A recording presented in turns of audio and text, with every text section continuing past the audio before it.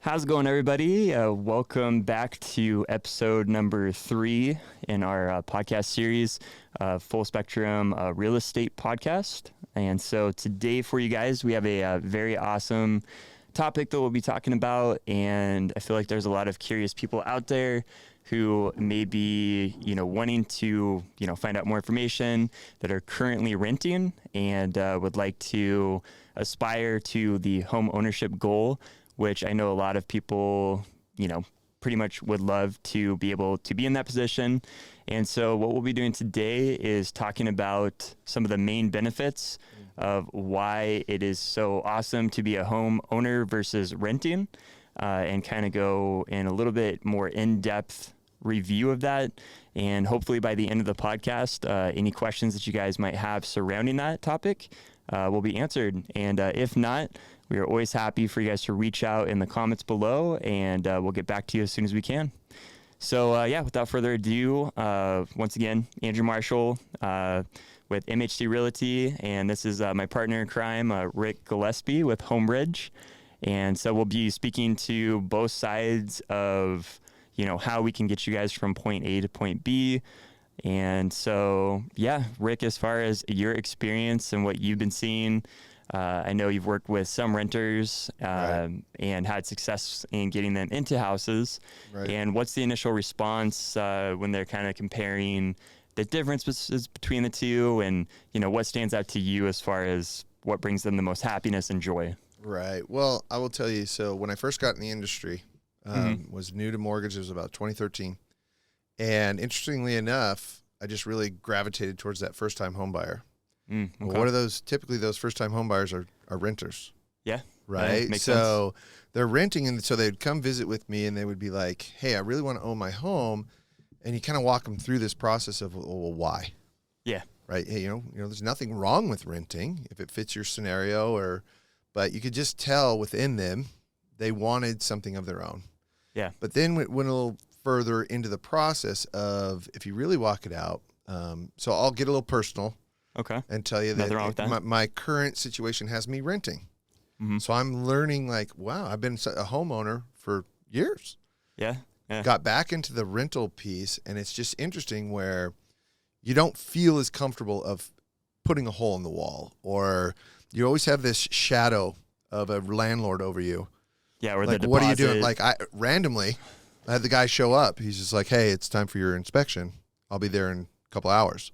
Yeah, surprise. Right. And it's like during home ownership, I never had that. Yeah. Right. Yeah, you don't have to worry about somebody coming to your house. No. And then what's interesting, too, is everybody talks about, well, if things break, obviously the landlord has to fix it. Yeah. And I've been a homeowner. I know you have been. And yes, that can happen, but it's not as often as I guess it's not something to stop you from owning a home. It's not as frequent as people try to claim. Yep. And a lot of times those fixes are not as expensive as they sometimes could be. Or present themselves to be. Perfect example. So the heater in my rental was just flat not working. Yeah. I remember talking about that. Right. I had to pick up the phone, call my landlord. He had to then pick up the phone, find out who put the furnace in. He couldn't figure it out. So it was very messy. Oh, yeah. It was just all these steps. And here, by the way, I went 2 days without heat, and it was 20 degrees outside. Yeah. So not the best time to have your HVAC go out. Right. Yeah. So then I'm sitting there going, you know what? Forget it. I figured it out. I found the heating company. Yeah. You kind of went a bit beyond. Yeah. Got them in the house. What was it? $80 later, my heat's on. It was worth it, though, yeah. Yeah, it was worth getting warm again, but at the same time, I go, that was the same function I would have done. No, I didn't have to pay the $80. Yeah, they covered it, I'm assuming. Yeah, well, I sent the bill to them. Yeah, I get it, but I could have had that fixed probably at least a day earlier. Yeah. And yes, it would have been worth $80 out of my pocket. Yep. Just right? for the Yes. the comfort, convenience. Yes. So just because you're renting and they're going to cover it's not as simple as everybody likes to make it out to be, right? Yeah, So, yeah. but also too, as a renter, I'm noticing too, it's like, man, my son's been considering moving back in with me, and he owns a dog. And you go, got to get on the phone. Hey, like I did today. Hey, how's it going? Son's considering moving back in with me. Has a dog. Yeah, What's you got to have that talk. So you got to have the talk. You got this pet deposit, and you have to send him a picture. And they can decline if the dog is too big or whatever. Oh, yeah. Right? And then that's a whole nother issue that I'm dealing with. But if I owned the home, just move in. Yeah, yeah. And that's so speaking to, the convenience, something breaks of the home ownership piece, something breaks, you can, you have the opportunity yourself to take care of it. You don't have to be waiting on somebody else. No phone calls back and forth. It cuts out the middleman, in other words. Sure. And so, that was an awesome piece that you basically talked about, and the fact that you had that happen, and I'm sure you guys can relate to this. Yeah. How awesome would it be to not have to deal with that? Sure. And then, like myself, I have a little corgi, and yeah, he's awesome. And the fact of me not being able to take him to certain apartments because they either have a outrageous pet deposit, as you know, or they're like, no, that's... Now, let me ask you a question, though. When you moved into your home, you didn't have that dog, did you? No. When you went through the process of deciding to get a pet, who'd you reach out to? You and your... People that had pets, right. But there was no, well, I need to get approval before I can get a dog. You just get to walk in the store and... Yeah, if you have the money for it, and that allows you the freedom of actually being able to go... I used a word there. What word was it? Freedom, yeah. Freedom. So that's kind of just unshackles the landlord piece and everything else that you'd have to worry about typically. Right. So it's awesome that you guys would not have that issue, be able to go get a pet. Granted, anything that happens, it's on you. But it's still going to be on you when it happens in a rental too. Yeah. So it's dog just the deposit piece. That's where that comes in. And you sit there and go, I think what's going to be an overarching theme that we're going to talk about today is really freedom. Yeah. Do you know what I mean? Yeah. And just hearing that word, I bet you there's not a single person out there that hears that and thinks bad thoughts. That's only good, positive vibes. Very positive vibe that everyone can relate to and maybe everybody tries to aspire to. Sure. So I think it's pretty awesome that we have the opportunity to help you guys get to that point. Sure. And that's the best part about our jobs is, the sense of relief on your face when you are able to go get that dream dog, cat, whatever, preference you have for pet goes, and you don't have to worry about that overarching shadow of the landlord knocking at your door randomly. Well, and I think it's like, and I know everybody's aware of this, but it's good to speak to it, is we all need somewhere to live. Yeah. And that comes at a cost. So you're making a monthly payment. Typically, I don't know a lot of people who don't make a monthly payment. Yeah, unless you're living at home trying to save money or something like that. There's a scenario there, but you're already going to be writing a check to somebody. Yeah. Granted, you may be writing a check to a landlord, and what you're essentially doing is you're giving them equity. Yep. Off of your dollars. Yep, for their properties, yeah. Yeah, but if you become your own owner, own landlord, essentially, yeah, you become the one that gains that equity. Yeah. And along with it comes the freedom of, like today, had a gentleman that he's super excited, first time home buyer. And I was talking to him and he goes, am I allowed to? It's just such a great question. He goes, hey, when I move into the house, can I refinish the floors and redo the kitchen? And I look, I'm like, hey, bud, you can do whatever you want. Yeah, which is not something that they're normally used to hearing. Now, jokingly, I told him, I was like, you can't gut the thing and then move out. Yeah. Right. But if you want to improve it, go for it. Like he's like, man, I know how to lay tile. I know how to do hardwood floors. I want to put in a new toilet. He's like, it's a win-win for him because you don't have to hire a contractor. Yeah. and then you can do it all yourself. Yes. And then typically on average, it does add value to the house, depending upon what you're doing. But those are two big areas that people pay attention to when you're walking through a house, or you see pictures online. So for that guy, that's a very smart move. Right. Yeah. And then another one I just thought of, I think a good close friend of ours, remember? They were living in what? Was it a 1-bedroom apartment? Yeah. So we actually know a couple that did have a dog and a cat. Right. And it was a very full house. And like Rick was saying, it was a 900, don't remember the exact amount, but just under 900 1,000 square feet apartment. Under 1,000 square feet. And I had actually gone over there, seen it, and they made it work for them. But I got to tell you, they had a calendar marking down the days until they closed. And they actually ended up closing early on this property just to get out of that situation. Right. So hence. Right. And they even had to pay more. Like they couldn't even get out of their lease of their apartment. Unless they paid more, yeah. Yeah. So they were at the mercy of their landlord, and the landlords will take advantage of that because they know that if you have to be on a month-to-month, it goes up, right? Because it's a convenience thing, and you have to have a place to live, to Rick's point earlier. So they had But now what's their new house? What's their new house now? 20-some hundred square feet, Yeah, it's doubled that amount as far as square footage goes. It's awesome. They were able to customize a lot of stuff. Great hardwood, not real hardwood floors, but basically just like a brand new house. Brand new house. Yeah, don't have to worry about anything happening. And if something does happen, they'll deal with it themselves and not have to, have their landlord breathing down their neck. So pretty much just once again coming back to that word of freedom. Yeah. They're the happiest they've ever been. Would they go back? No. There's no way. And I can only imagine, again, I've been home ownership for so long that, and they're a younger couple, kind of like you, right? Yeah. Like, what does that do for your relationship as in a marriage when you actually have your own place? The hope would be that it strengthens the relationship and, right? Brings you more together. Yeah. And then, like this, I know I'm going to bring him up again, but this gentleman and his wife, they're super stoked to like get in there and kind of make it their own. Yeah. Right. And you just can't do that when you're in a rental. Like I don't touch anything. Right. And then, so yeah, again, it gets rid of the anxiety and the paranoia of, to Rick's point, can I put this picture up? Will it cause the whole, or, this or that? Right. I got a buddy just today. He showed me this killer gym setup he bought. Right. Yeah. Nice one. And he's like, oh yeah, I'm throwing it in the house, going to put in this bed. And I'm like, I wouldn't even consider doing that because it would probably, I'm fearful of the carpet. And then am I dinging? It might be quite a disaster. Yeah.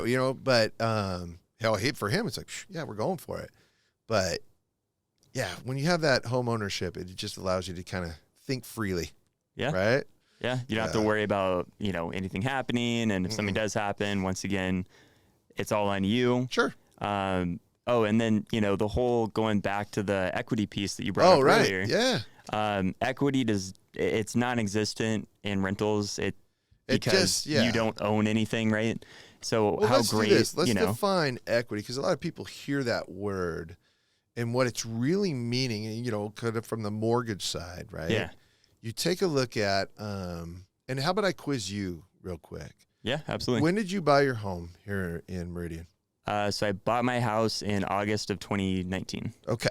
So don't give me real numbers, but give me like a fictional number of what you paid for the house that, we can give an example of how equity works. Yeah. Let's say you paid. Use simple numbers. Yeah. But let's just say, $400K. And then we're in 2023 now. And it's worth what? Let's throw a rent. But it probably close like $600K? Yeah, I would say roughly, it's gone up significantly. Right. So that pretty close to that. And the reason why we're throwing out numbers is because that's the calculation for equity.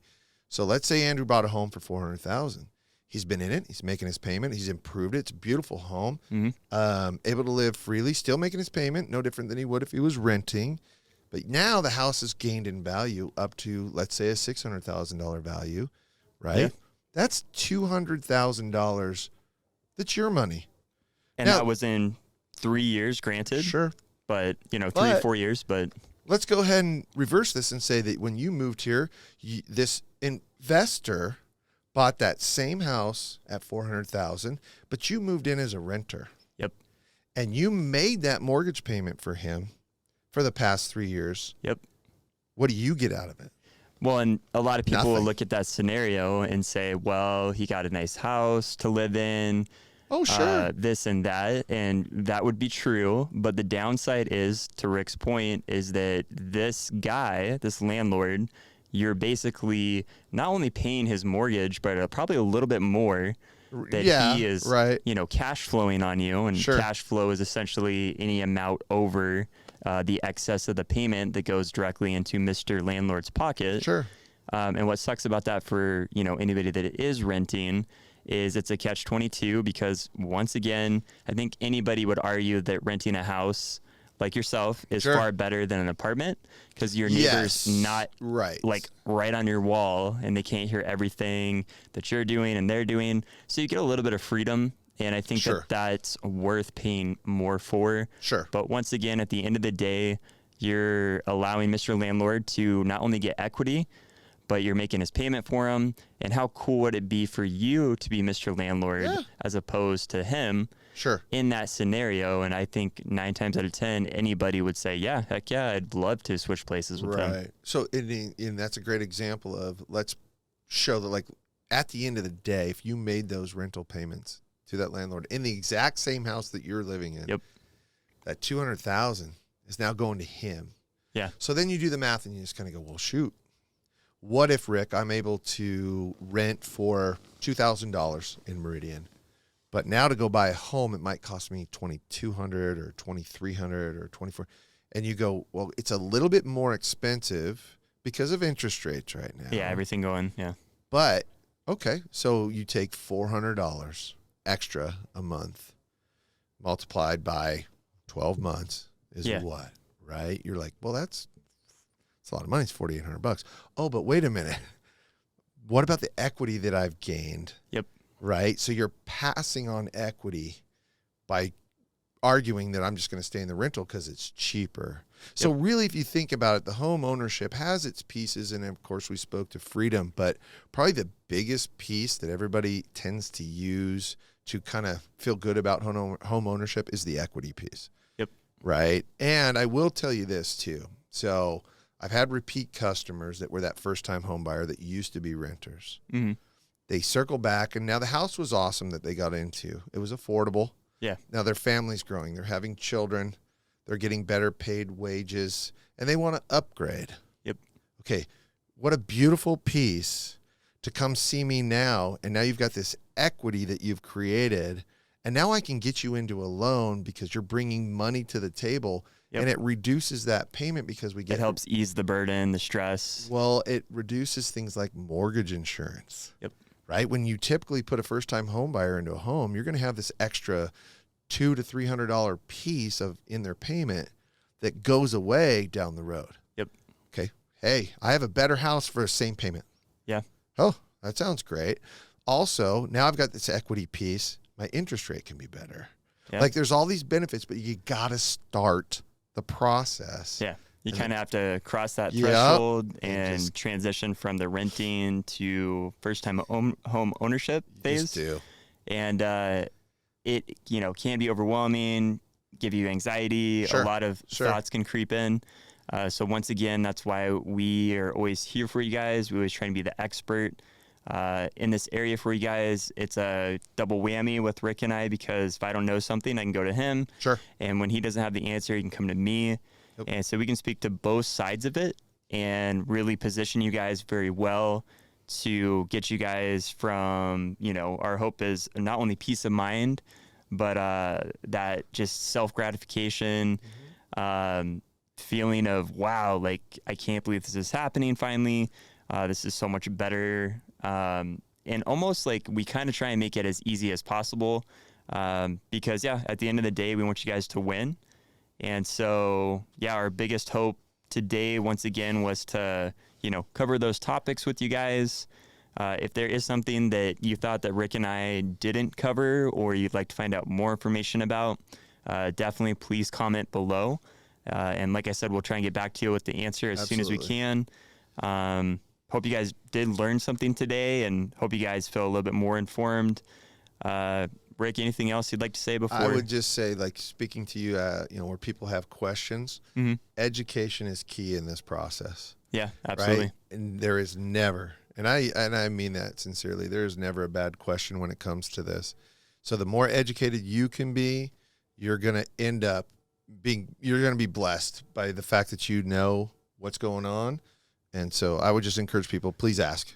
Yeah. Just please ask. You don't know what you don't know. Yeah, that's a great phrase. I love that and, phrase. And the fact that you guys are starting, you guys are asking questions, you guys might even have a lot saved up right now, and it might be something where you're like, okay, I have the money, I think it's enough for a down payment. Even if it's something like that, please reach out, because we can answer that for you. And you might be able to get into a house sooner than you actually think. Right. Once again, it's just asking the right questions, and us basically leading you down that road of home ownership. And so we're excited to help you guys. We want to help you guys. And so, yeah, once again, appreciate you guys tuning in today. Hope you guys learned a lot. Please feel free to like and subscribe if you guys did like today's video. We always appreciate it. It helps the channel out. And so, yeah, once again, I'm Andrew Marshall with MHC Realty. Right. And I'm Rick Gillespie at Homebridge Financial. Thank you guys for tuning in, and hope you guys have a great rest of your day. Bye.